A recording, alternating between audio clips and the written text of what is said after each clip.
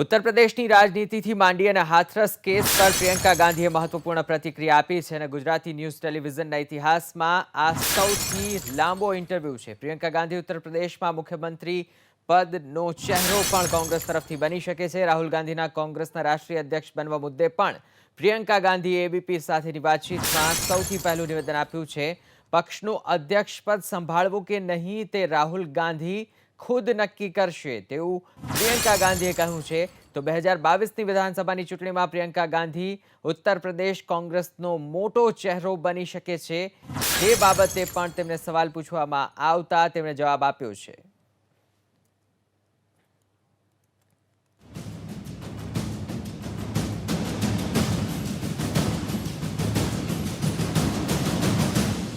उत्तर प्रदेश में कांग्रेस एक बार फिर से अब सड़कों पर लड़ती हुई नजर आ रही है। सोनभद्र का इशू रहा हो, अभी हाथरस का मामला है, पार्टी की रीस्ट्रक्चरिंग।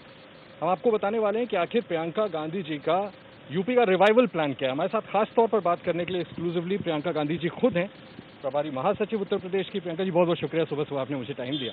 जैसा मैंने कहा मैम कि अब उत्तर प्रदेश में कांग्रेस एक बार फिर से जमीन पर दिख रही है। पहले मुझे याद है, मैं खुद यूपी का हूं, आपको बता दूं, ये सवाल उठता था कि यूपी में मुगलसराय मेरा बर्थ प्लेस है, तो कि कांग्रेस कहीं दिखती नहीं थी। सपा है, बसपा है, भाजपा है। आप पहली बार सड़कों पे उतरी, आपको लगता है कि क्या आप पार्टी को अब उतना रिवाइव कर पाएंगी कि 2022 से पहले एक मजबूत विकल्प के तौर पे खड़ा हो सके? देखिए, कोशिश तो यही है कि एक मजबूत विकल्प बने। और आपने देखा होगा पिछले साल में हमने बहुत सारे इश्यूज उठाए हैं, जहाँ जहाँ अन्याय देखा है वहाँ हम गए हैं और आंदोलन भी किए हैं, काफ़ी प्रोग्राम भी किए हैं, चाहे वो किसानों वाले हों, चाहे कोरोना के समय जो राहत का प्रोग्राम था, काफ़ी बड़े पैमाने पे किए हैं। लेकिन ये एक ही क्या कह सकते हैं, इसकी ये एक ही साइड है। इसके नीचे मैंने हमेशा कहा है, शुरू से ही मैं कहती रही हूँ, और मैंने अमेठी रायबरेली में जब चुनाव संचालन किया तब भी मेरा यही अनुभव रहा कि ज़मीन पर जब तक मजबूत कार्यकर्ता नहीं है तब तक चुनाव लड़ना मुश्किल होता है। इसीलिए इसके साथ साथ ये सारे काम जो हम कर रहे हैं, जो आपको दिख रहे हैं कि हम सड़क पे आ गए हैं या हम विपक्ष बने हैं, इसके अलावा हम साथ साथ संगठन को मजबूत बनाने का बहुत काम कर रहे हैं। और वो काम आपको ऐसे दिखता नहीं है ऊपर से, क्योंकि उसकी बड़ी बातें नहीं होती, उसकी ज़्यादा चर्चा नहीं होती, लेकिन लगातार हम उस काम को आस्ते आस्ते कर रहे हैं। और हमारी आशा है कि दिसंबर अंत तक हमारा तकरीबन 60,000 गांव हैं यूपी में, हर गांव में हमारे कार्यकर्ता खड़े हो जाएं। ये हमारा प्रयास है, ताकि फिर जो आने वाला साल है जिसमें चुनाव 22 में आएगा, तो पूरा जो 21 का साल है उसको हम एक मजबूत संगठन के साथ हम आगे बढ़ पाएँ। आपने उत्तर प्रदेश कांग्रेस कमेटी को भी कितना रिड्यूस कर दिया, ये ख्याल आपको कहाँ से आया कि इतनी बड़ी थी, इतना बड़ा प्रदेश है, बड़ी कमेटी आपको नहीं लगता था कि केटर करती सभी जोन्स को? आपने छोटा क्यों किया? एक्चुअली क्या हो गया है कि हमारी पार्टी बहुत पुरानी पार्टी है, तो तरह तरह के कार्यकर्ता हैं, तरह तरह के नेता हैं पार्टी में।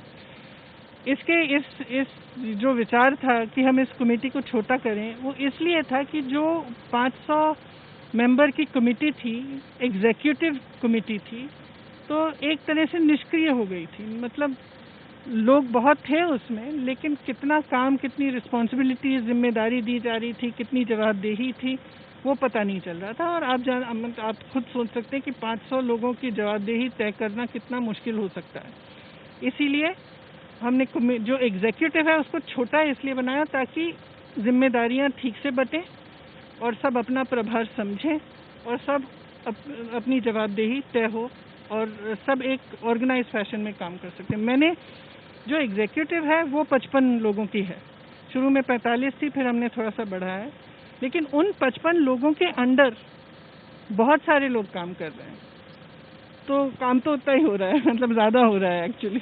मैम, जैसा मैंने कहा ना कि मैं उत्तर प्रदेश का हूँ, लोगों में बड़ी जिज्ञासा है उत्तर प्रदेश में ये जानने की कि दिल्ली से उत्तर प्रदेश की राजनीति कैसे चलेगी। क्या आप बिल्कुल देखिए, आप भी जानते हैं, मैं भी जानती हूँ, दिल्ली से उत्तर प्रदेश की राजनीति नहीं चल सकती। इसीलिए मैं उत्तर प्रदेश इतना जाती हूँ, इसीलिए जो हमारे प्रयास हैं वो बेसिकली उत्तर प्रदेश में बेस्ड है। क्या प्रियंका गांधी वाड्रा उत्तर प्रदेश में 2022 की मुख्यमंत्री पद का चेहरा होंगी? अगर ये निर्णय होगा और जब ये निर्णय होगा तो आपको पता चल जाएगा। जनता तो चाहेगी कि आप हो जाए जब आप उनकी लड़ाई लड़ रही हैं सड़कों पे। आगे देखा जाएगा। मैम आपको हाथरस में मैंने देखा डीएनडी पे आप उतर गई जब कार्यकर्ताओं पे लाठी हुई। बहुत सालों बाद मैं ऐसी तस्वीर देख रहा था, मैं वहाँ था। आपके मन में नहीं आया कि लाठियाँ तो आपको भी पड़ सकती? नहीं, मेरे मन में नहीं आया। मेरे मन में ये आया कि अगर पड़ेगी तो ठीक है, लड़ लेंगे हम। तो आप ऐसे ही जुझारू रूप से लड़ते हुए दिखेंगे। हाँ। मैम हाथरस में कोर्ट का फैसला आया है, माफ कीजिएगा, ऑब्जर्वेशन आया है, जिसको हम सुबह से अपने चैनल पे दिखा भी रहे हैं। सरकार का पक्ष ये कहता है कि हमने जो बॉडी जलाई उससे पहले परमिशन ली, रजामंदी थी पिता की।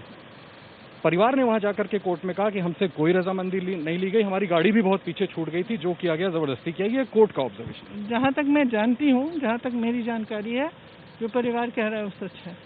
क्योंकि जब हम गए वहाँ तो हमें भी यही कहा, मतलब यही उन्होंने यही बहुत स्पष्ट तरह से कहा कि न वो उस एम्बुलेंस में कोई परिवार का था और न उनकी सहमति से ये सब किया गया। इन्होंने स्पष्ट कहा। एडीजी लॉ एंड ऑर्डर ने वहां पर कहा था। उन्होंने ये भी कहा कि मतलब उन्होंने जब बॉडी आइडेंटिफाई की तब पिताजी को अस्पताल में शायद बॉडी दिखाई गई, उसके बाद किसी परिवार वाले ने देखी नहीं। एडीजी लॉ एंड ऑर्डर ने कहा कि रेप नहीं हुआ, फोरेंसिक रिपोर्ट के मुताबिक। उनको भी कोर्ट से फटकार पड़ी कि आप ये क्या बात कर रहे हैं, आपको कानून मालूम है क्या? तो आपको नहीं लगता कि यहाँ पर अब सवाल बड़े गंभीर उठने शुरू? देखिए, गंभीर सवाल तो उठेंगे ही हर पक्ष से, क्योंकि मामला एक गंभीर मामला है। एक बच्ची के साथ ऐसा हुआ, उसके परिवार के साथ भी बहुत ही क्रूरता से जो सरकार के एक्शंस रहे उनमें इंसानियत नहीं दिखी। तो सवाल दोनों साइड से उठेंगे।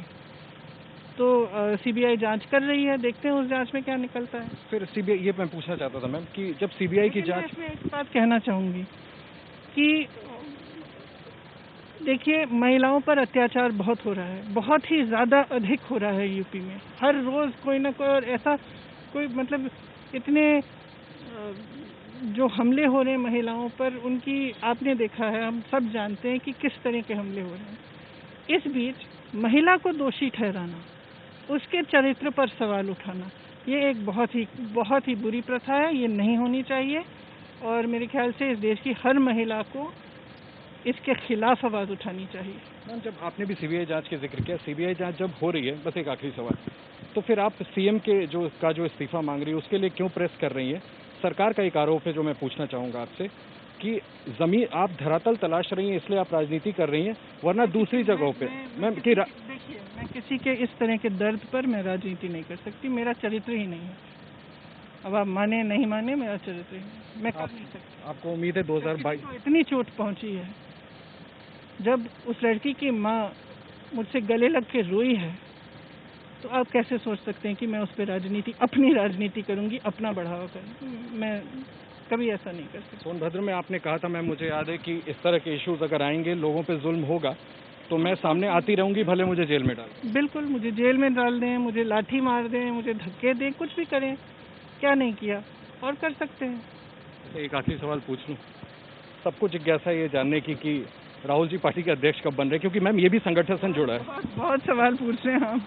ये सवाल आखिरी सवाल है, क्योंकि देखिए राष्ट्रीय स्तर पे भी पार्टी मजबूत होगी तो उसका रिफ्लेक्शन उत्तर प्रदेश तो क्या सभी प्रांतों में दिखेगा। सवाल का जवाब राहुल जी देंगे आपको जब आप उनका इंटरव्यू लेंगे। मैम की 2022 तक कांग्रेस इस पोजीशन में होगी कि सपा, बसपा, भाजपा, इनका आप एक मजबूत विकल्प होंगी? लोगों को आपको उत्तर प्रदेश में भरोसा होगा? उम्मीद तो पूरी है, कोशिश भी पूरी है, अब आगे देखते हैं क्या होता है।